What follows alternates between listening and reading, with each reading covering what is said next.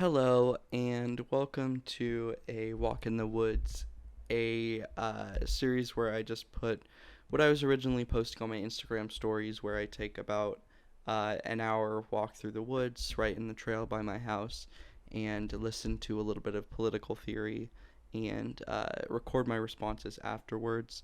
I usually posted these on my Instagram story, but it was getting tiring, and I know a lot of people don't like to click through the Instagram stories. So I'm just going to post it on YouTube, not because I think it's an interesting or engaging concept for those outside of people who directly know me to view, but simply because I think it's going to be easier than what I've been doing, and probably a more listenable format because I have better mic quality on my actual computer microphone at home. So we'll hop right into today's listen, which was the second half of an abridged version of Barry Goldwater's A Conscience of the Conservative. So, A Conscience of the Conservative, we started off with, I believe, chapter 5, which was Goldwater explaining his view on taxation. Now, Goldwater takes a very libertarian view of taxation here, but certainly mixes in a conservative element. He's talking about how every man should have the he should have unmitigated access to his income and be able to spend his income on whatever he wishes, which in theory is a good practice, but even in here he disagrees with himself. He says that the government should be able to lay and levy taxes uh, in regards to proper function of the government. And he doesn't even really define proper function of the government with unless by simply saying except by simply saying those things which lie in the Constitution. This to me, it's sort of an all or nothing with this, uh, in my opinion, because what he's advocating for, and he's right in that hypothetically people should be able to have this freedom to do whatever they want, and everybody else be damned. But when that happens, as I'm sure Goldwater would agree, the world it simply goes to shit, right? You need the government there to protect liberty and to identify common resources and create common resources that are for public consumption, for the public good, without creating too much of a division between people and the fruits of their labor, right? He has this notion that it sounds like only he gets to decide what the proper function of the government, and he decides that it's simply the Constitution. Well, I think that a lot of libertarians, I think even some socialists would agree with that. They just interpret the Constitution differently. So Goldwater takes this almost elitist stance of his his analysis of the Constitution is best, and if you don't subscribe to his, then you're not advocating for liberty, right? But almost the opposite is true, right? Because think of how much we could miss if we followed Goldwater's perspectives. Because Goldwater talks about things like education. He says that education should be provided by either the states or the public or by the private sector of the economy, right? And with the states, the way that the states would provide that education is, guess what, Mr. Goldwater, by laying and collecting taxes to be able to do that. They're not just going to have independent revenue streams to be able to create enough money to uh, put together an educational system. And with the completely privatized education, like, could you imagine how many bright minds we would miss out on uh, if we completely subscribed to this version of education? There would be millions of people in this country who could not afford the level of education that we have in this country right now, even if our level of education is a lot less than other countries. a lot of people still wouldn't be able to afford that. So all of these people who put forward technological innovation, who make this country great by by creating this massive influx of creative ideas and solutions, of inventions, and those kind of things would be completely snuffed out, right? No longer would most poor kids be able to become something greater than themselves. It increases that barrier between those who are at the bottom of the class system and those who are at the top, which is generally what libertarian ideology always leads to. Barry Goldwater takes a very libertarian stance in his ideas about conservatism, but this is what libertarian ideology almost, or let me say, right leaning libertarian ideology almost always leads into, is domination, not by the government but by private corporations and corporate serfdom of those at the bottom of the economic food chain. He then goes in to talk about how he thinks that exploding it, or he thinks that lowering our taxes will explode our economy, will make America into a much more uh, richer nation. It will increase the growth of our economy, and that's one thing that we as people who are reading this in an era that is not the 60s can see as an express failure of our time. Reaganomics decimated the economy of poorer Americans when he was in office. It did exactly what we were talking about with education. It completely it exploded not the economy, but the difference between the classes. We can see the largest parts of economic boom in this nation have been through either large government welfare programs still existing, and a lot of and more neoliberal politics, or like there's essentially, you can take either side. You can take an increased spending route where you increase focus on spending, uh, and reduce levels of trade of tariffs and that kind of thing. A more neoliberal approach, a free trade approach, which has been seen to be effective in increasing America's economy. Or you can take another approach, which is a more collectivizing approach, more taxes on the top earners, and more publicly owned things, more education, that kind of thing, which we saw more in the Democratic era of the 50s, of the New Deal, of the Great Society program. And both of those have proved effective, but what has not proved effective is this idea of lowering taxes, which most of that tax lowering property has gone to the rich, has simply proved to be ineffective when we look at history's course of events. And now we move into Goldwater's uh, ideas uh, involving Soviet Russia, because his career in politics took place during this era of the Cold War. During the he wrote this book during the very beginnings, mostly the mid beginnings of the Cold War, where Stalin was still in power and that kind of thing. So we can see here a contrast in what Goldwater thinks about liberty and how we should preserve it. Because Goldwater was a very strong proponent for states' rights in the earlier chapters of this book, which I didn't listen to today, but instead listened to yesterday. He was talking about how segregation, even though he disagrees with the process of segregation, the national government shouldn't have anything to do with it. They shouldn't be able to intervene in any way because that's not the proper function of the government. But Goldwater speaks out in extremely harsh terms against the Soviets in this section, and says that it's not only the right of Americans to intervene in another nation's attempt to promote liberty, but their duty to do that. They need to do that. It's just so interesting that any sort of left wing idea is just that is meant to be crushed. America should crush that, and we shouldn't even look back, right? We shouldn't. He talks later about how Americans shouldn't be trying to find peace in the Cold War. They should be trying to find victory, right?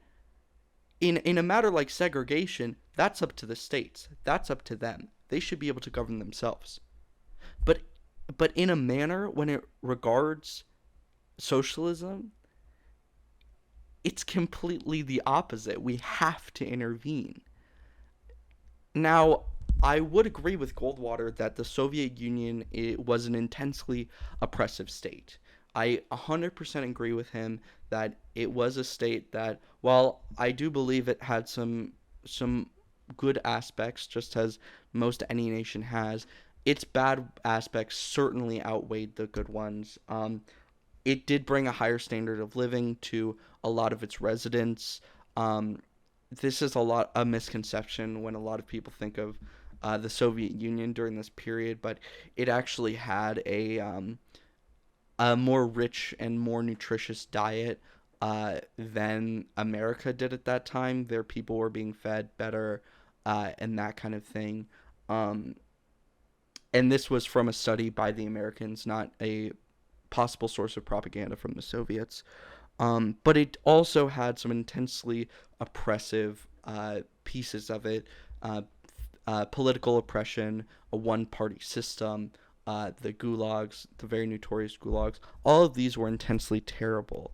Um, and so I think it's important to keep in mind that I agree with Goldwater in that the Soviet Union is something that is bad, right? But I disagree with him on how the United States should be dealing with it at this time. So going back to the book and how he goes down this course of talking about the Soviet Union, is he starts talking about World War II, and he talks about World War II as the maxis of political liberty in the United States, which I find so strange, so odd, from a man so intensely interested in these ideals of liberty and these ideals um, of autonomy, right? Autonomy, he talked about earlier, the autonomy of a person to do whatever they wish with their income. But from that angle, shouldn't World War II be one of the most oppressive parts of American politics? We had propaganda out the window. We had conscription of the American government, of people's bodies, mandatory conscription to fight in a war against the Germans. Now, again, I'm not saying that this war didn't need to be fought, and that a lot of these more authoritarian leanings of the United States didn't like need to happen. I'm just pointing out the hypocrisy in Goldwater's arguments that he believes that anything that the government does is bad, but then suddenly changes tune when it has anything to do with the military. It's just interesting to point out that difference. He then points out that the Soviet Union needs to be stopped because its overall goal is taking over the world. That's one of the reasons he says why the Soviet Union should be stopped.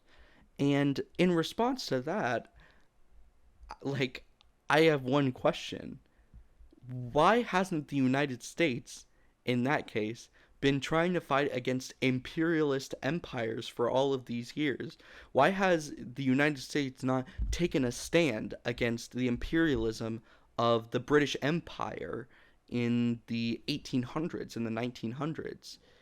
Well, obviously because there are allies, and because they have a government that Goldwater respects, it's even though a lot of the atrocities that were committed by the British onto less industrialized nations like India that they were colonializing at the time were as atrocious, if not more atrocious, than the atrocities of the Soviet Union. But because they have this veneer of democracy and liberty, Goldwater just says to hell with it, right? We're not even going to acknowledge them in this book. He then also talks about how a lot of his contemporaries, he thinks that the reason that they're not fighting against the socialists, why they're not as strong in their convictions against the communists as him, are because they believe that the communists are not in earnest. Which is just mind boggling to me that he believes this. In an era where the Red Scare was taking over the country, in an era where McCarthyism was taking over the country, where somebody could just have a name of lists and fire 100 people from the federal government just by the mere accusation that they were a communist. That people didn't think the communists were serious? Does he really think that? Can he really believe that when everything was so focused on the battle between the United States and the Soviet Union at the time? You look back to fiction at the time, and almost every villain was the Soviet Union. You look at pieces of fiction, everything was intensely against the Soviet Union and against communism. But somehow politicians, the reason they're not acting, in Goldwater's opinion, is that they don't think the communists are serious. It that's just it's just I just disagree with that. Uh, he has this fascination with dying for his own country, which is interesting to me because it feels profoundly libertarian to be against the idea of a nation in general, right? Libertarian ideology is against borders and unnecessary constraints against liberty, especially when it comes in regard to nationalism, that kind of thing, right? There's no reason to be nationalistic if there shouldn't be countries in the first place, according to many libertarians. A lot of libertarian ideology shares this principle. But Goldwater here has this fetish for dying for his government. He says that the objective in the United States versus the Soviet Union is not to keep its citizens safe. Which it's crazy to me. It goes down to basic contract theory, right? That the whole of the government's purpose is to keep safe its citizens. That's, if you were to boil down government to one sentence, what should it do? Protect its citizens is what I would say. But Goldwater, he just completely disregards this. He turns on this and he says no, because the most important thing that the people should believe in is not staying safe, but is staying free. Which in principle, you might think, that, you know what, that's a good point. But then you think about it, wait. Goldwater is talking about the Cold War here. He's talking about the United States battle with the communists. This isn't his preaching for a revolution in the United States in 1776 to fight against a tyrannical government. This is Goldwater saying, I don't like the Soviets so much that I'm willing to risk the people of this nation's health to spike them in any way possible, which I fundamentally disagree with. It's like that meme that came out recently. It's Lord Farquaad from the movie Shrek, and he says, "Some of you might die, but that is a risk that I am willing to take." Goldwater's a politician. He's not going to be the one. He's not going to be the one fighting the Soviets. But he's willing to risk others' lives for his his freedom that isn't even freedom, that is just freedom from leftist ideology in the Soviet Union. Moving on, he goes into talking about this next portion. He stops talking about sort of the history of the United States versus the Soviet Union conflict, and he goes into what the United States should be doing against the Soviet Union. And one of the things he talks about is staunching revolution, socialist revolution in particular. Uh, but this is not a case of what the United States did, which is waging a lot of proxy wars with the USSR, um, and basically funneling a lot of money into anti-socialist regimes, but directly threatening the Soviet Union with nuclear intervention if any sort of socialist revolution were to break out in, he uses Eastern Europe as an example. He uses the word ultimatum, right? An ultimatum with the Soviet Union. What Goldwater is proposing here is that the United States says, hey, if you don't stop this revolution that's happening in Poland, or I guess Poland was a part of the Soviet Union, if you don't stop this revolution that's happening in Belgium right now, we're going to nuke your country. And Goldwater knows that a nuke from America means nuclear war and the end of both America and the Soviet Union as we know it. He will have gotten his ultimate wish, which is, they chose liberty and they all died because of it, but now no one in America or in most of the rest of the world is there to enjoy the liberty of existing in a non-Soviet world. And he also completely he can't even fathom that any sort of socialist revolution in a western country comes from anywhere else than direct Soviet intervention. Right? Because what if the Soviets have nothing to do with this revolution? What if this is just an honest outcry by the proletariat of a country like Belgium to try to rise up and gain more power in the government? And the United States goes to the Soviet Union and says, we're gonna nuke the shit out of you if you don't follow our instructions and stop this revolution. Could you, what if you were the Soviet Union, you would be like, whoa, whoa, whoa, whoa, whoa, buddy, what are we supposed to do? We can't stop it. Or are we just gonna, the Americans are just gonna lead to the end of the world because we can't do anything about this independent revolution? Anyway, so he finishes up with his discussion of what the United States should be doing in regards to the Soviet Union, and wraps up his book with an espousal of wanting to have victory over the Soviets.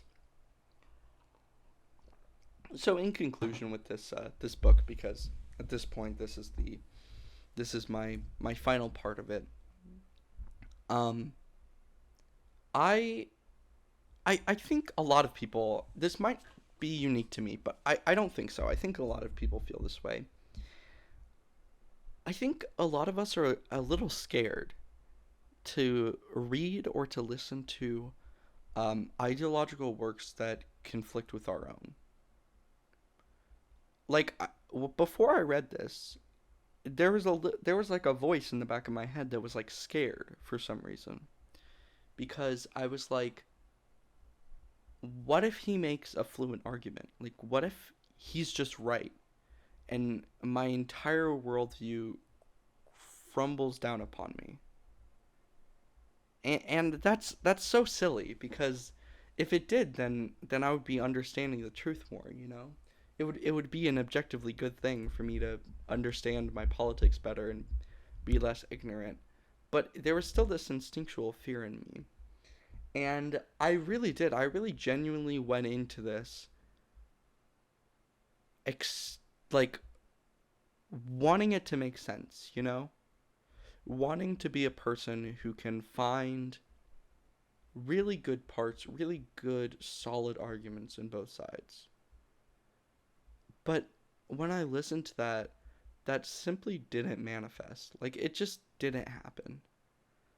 Goldwater's arguments were intensely hypocritical, not in line with reality in the slightest, and overall, in my opinion, very lackluster to the average viewer. A lot of it sounded good. It was definitely a lot more fluent than a lot of the political literature that I've read. It was a lot easier to understand. It was more based in these action words, these words that people generally know the idea of and just like the sound of. Sorry, I had to take a short pause there to eat, but in general, um the moral of what I was trying to say is that you shouldn't be afraid to listen and read ideologies that you expect to disagree with. I think it's really important to go in with an open mind because that's the only way that you will ever change any of your political mind is by going in with an open mind, to listening to the arguments and seeing if you agree and disagree.